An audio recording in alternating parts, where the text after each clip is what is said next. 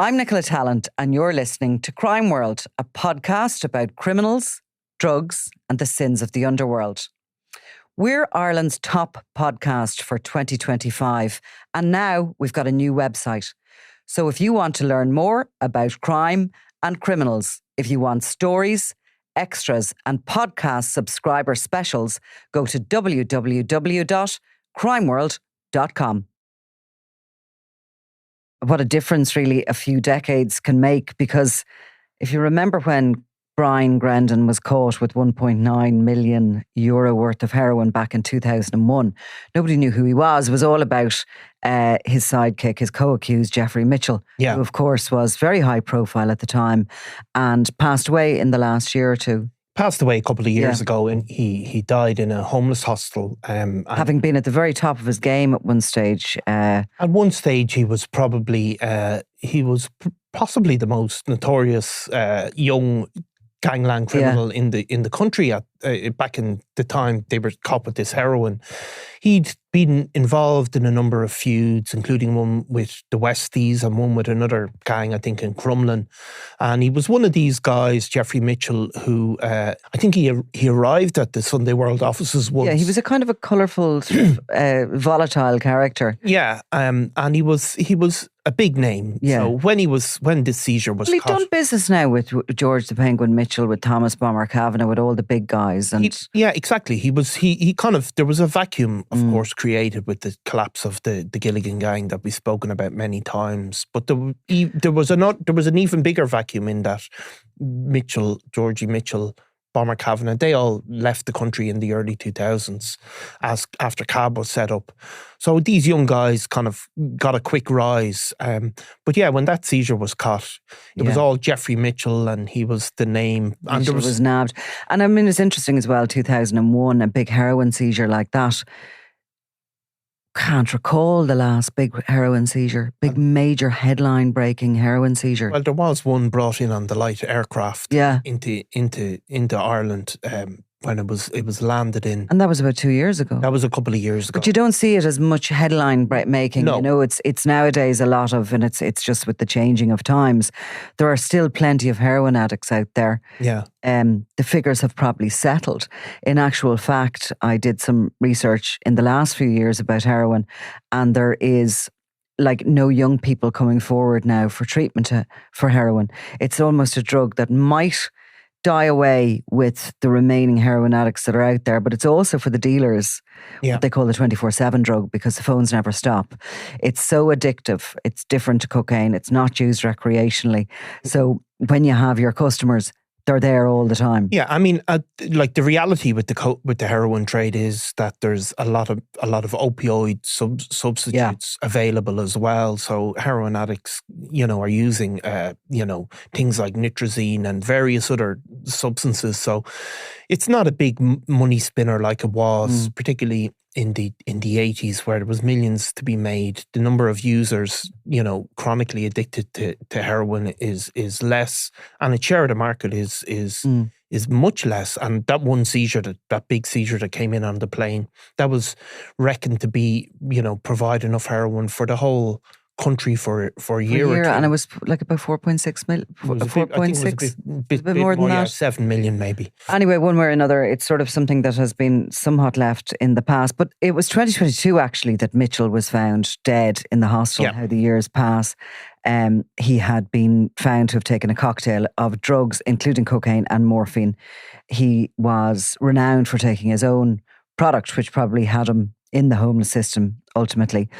But by that stage, in the intervening time, since the two of them were arrested with the heroin, and 2022 and onwards, like the difference in those lives, in what Jeffrey Mitchell was the big guy, he was the big man that was making the headlines. Grandon was nobody. Now look how things have turned around. Brian Grendon obviously has gone on to head up a grouping we know as the Family.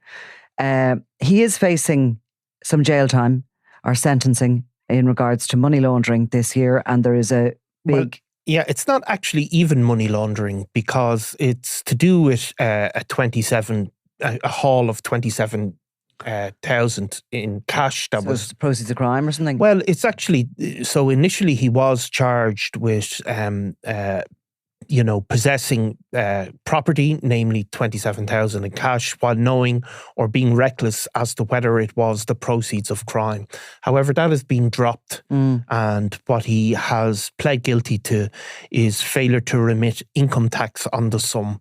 So this is a far lesser charge than the money laundering charge that he was initially brought against him.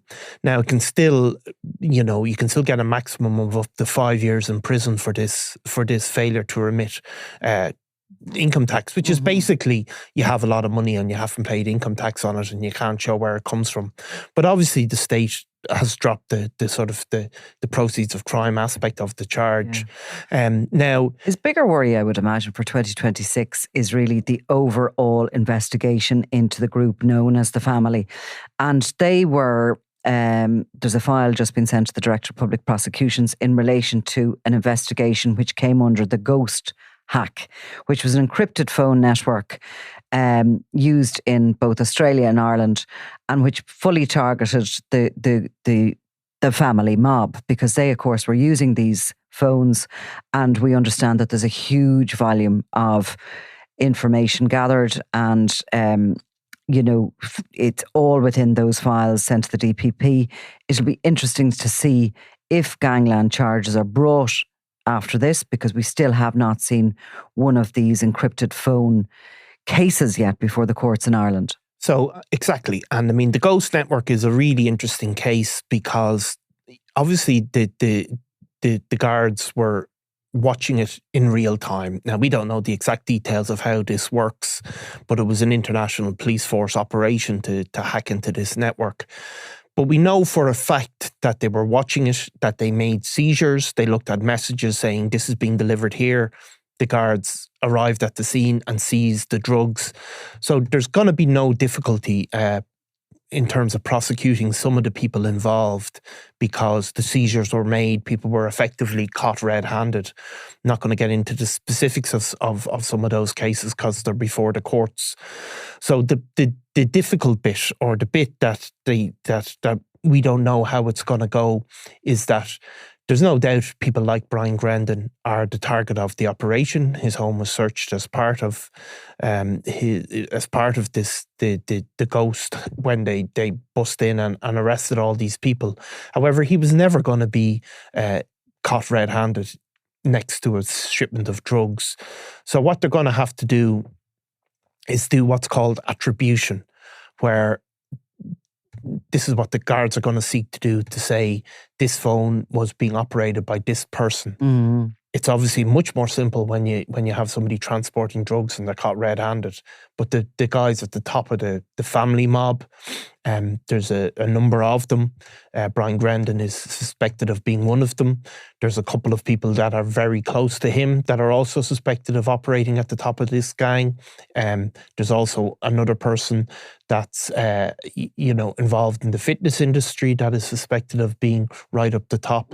And another person that was operating as a kind of logistics IT expert that was also regarded as being very senior.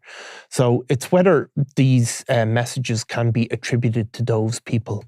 Now, how that was done on the EncroChat hack, which was through kind of really hard detective work where people might have, used their real names on certain texts, taking photos.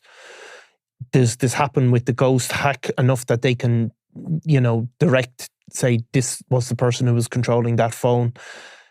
And if they can do that, then the DPP could potentially bring charges. The other aspect of it is, as you said, we've never brought one of these cases to court as a country. And some of the reasons for that is, obviously this hack was done in conjunction with the guards. The guards were involved in it, but was it seized under warrant? Don't drag me down that rabbit hole. Yeah, well, look, exactly, and it's complex. But look, the EncroChat, which is similar to this, the cases have been tested again and again and again throughout the UK, Northern Ireland, and further afield, and they have always held up in the courtroom. So, it's very unlikely that, a challenge here in Ireland wouldn't hold the same Well, exactly. I mean, look, that is what you'd have reason to believe. And do you know what I think is interesting, right? So go back to 2002 and himself and Jeffrey Mitchell, and we're saying Jeffrey Mitchell seemed to be the star of the show then with that big heroin seizure. But actually, Brian Grendon and the family were in existence then. Yeah. Because evidence given to the court by the now retired Detective Sergeant Greg Sheehan described how there was two sinister groups actually involved in that, and Jeffrey Mitchell's was one of them. The other one he describes as the family. Yeah. So they were operating then. I think the family were operating and largely around the sale of heroin. Yeah. In the aftermath of that, and even as Brian Grendon goes to prison, there are others there to keep the show on the road. They really get this phenomenal boost, the family, after the Regency Hotel. 10 years ago this year. And when there's a big void left, when the Kinahan structure begins to collapse here in this country, and there's opportunities for people who have experience, contacts, to bring in the drugs themselves, to no longer use the Kinahans as a wholesaler and to make more money. And that's exactly what the Gardaí believe the family did. And in actual fact, they diversified. They moved away just from heroin dealing into cocaine trade, into cannabis, into absolutely everything else that they could. But yet they had this very strong core that had been developed over the years, very difficult to break into for intelligence gathering reasons, very sort of trusted structure, but also feared, and in particular within their own community around the Ballyfermot area. Yeah, I mean, in that part of West Dublin, they were very, very strong. They traditionally kept away from sort of excessive use of murder, really, as a technique. Though they were very heavily involved in violence in order to collect debts. They were very feared in the local area.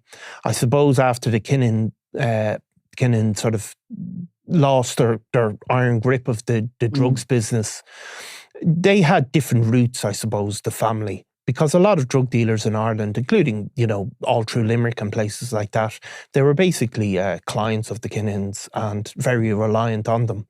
But the family had their own contacts across Europe, and certainly in recent years they were taking charge of, every step, the cocaine trafficking from every step. So they were buying it in Spain. They then were packing it, bringing it in lorries, basically in hidden compartments, taking charge of every step of the route to get it to Ireland. When it came to Ireland, they had their network of dealers to distribute it. So like the Kinahans had been... And they were also wholesaling. They were wholesaling then. And that's where you think of a drug gang being like any other business. And, here's a bit of a curveball for you in relation to the family.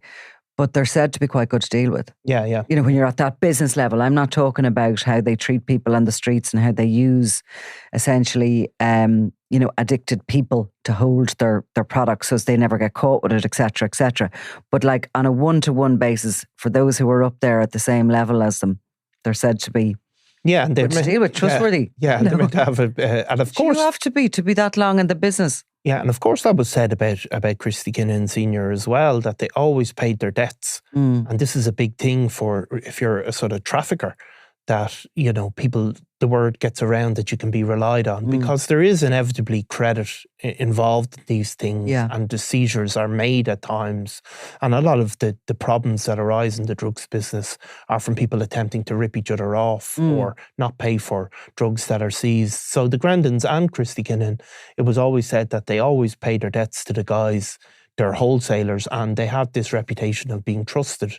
But definitely the family had their own roots that were different to the Kinahan or the super cartel even, where they had contacts with Turkish mafia gangs in the UK, also Turkish mafia gangs across Central Europe, because obviously heroin traditionally came through Turkey, from Afghanistan through Iran into Turkey, and then sort of spread through Central Europe, through places like, through the Baltics and then into Germany and places like that. And they seem to have had a totally separate routes, as well as in their as they grew, they did deal with with people like the Georgie Mitchell and probably the Kinnans as well at times.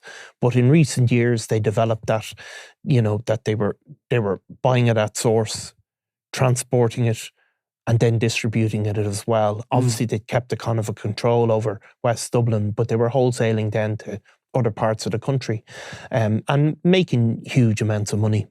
Now, all the way back in 2001 when caught with Mitchell, he did 6 years. And he got 6 years. He obviously didn't do 6 years, but he did a fairly, lengthy jail term. And it was always said that he vowed never to go back in the aftermath. But 2026 will tell a tale for him, whether he gets, a prison term in relation to that tax offence, and also if more serious charges are brought when it comes to the Ghost Network and the file that is currently with the DPP. So I guarantee you, Brian Grendon and other members of his network are going to be a hot topic of conversation on Crime World for the next year. They probably will.